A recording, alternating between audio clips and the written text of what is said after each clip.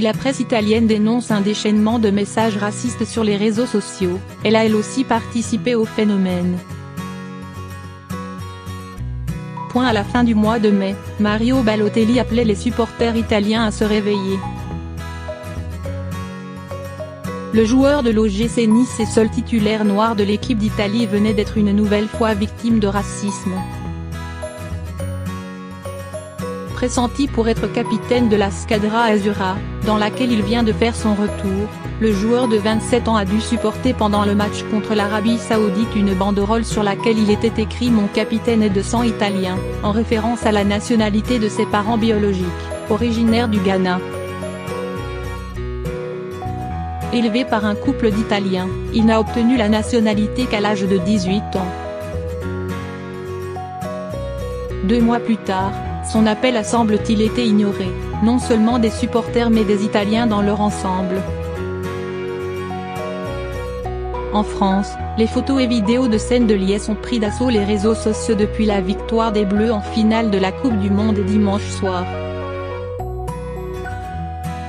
De l'autre côté des Alpes, où selon un sondage du Corriere della Sera 90% des Italiens soutenaient la Croatie, ce sont les messages racistes qui se multiplient. C'est l'Afrique qui a gagné. C'est avec la même citation entre guillemets que la Repubblica et l'agence de presse ADN Chrono évoquent le phénomène, c'est l'Afrique qui a gagné, et non la France dimanche soir. Une phrase trouvée de nombreuses fois au détour de Twitter ou de Facebook. Des réseaux sociaux où il est aussi question de singe avec un ballon ou de champion du tiers-monde. Un racisme assumé et adressé aux joueurs noirs de l'équipe de France.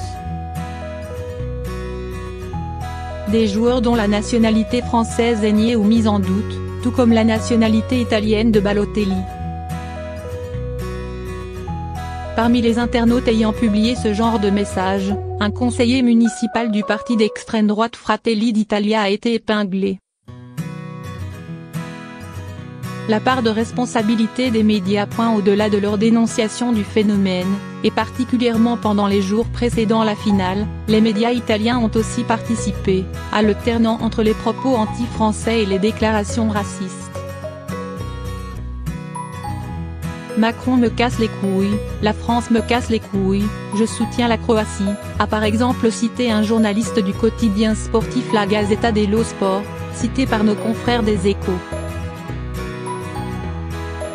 Ce qui pourrait être du Matteo Salvini dans le texte, le ministre de l'Intérieur ayant décidé d'aller assister à la finale pour porter la poisse à la France.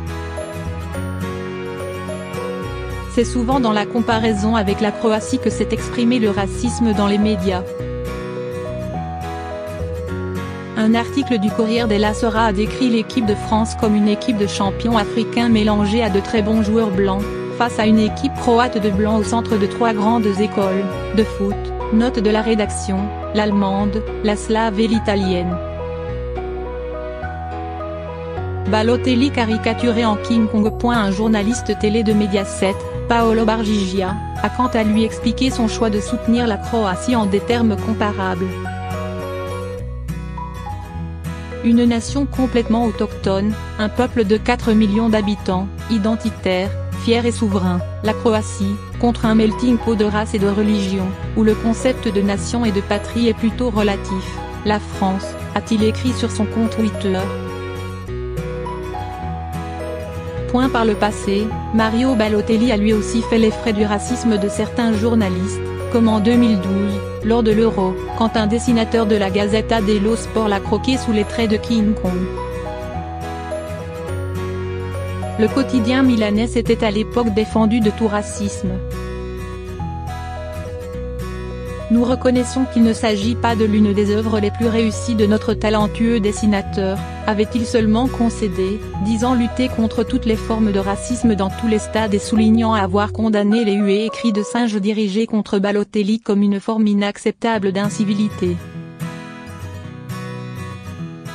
Lors de la compétition de 2012, le joueur avait été visé par des cris de singe et des jets de bananes de la part des supporters slaves pendant le match contre la Croatie,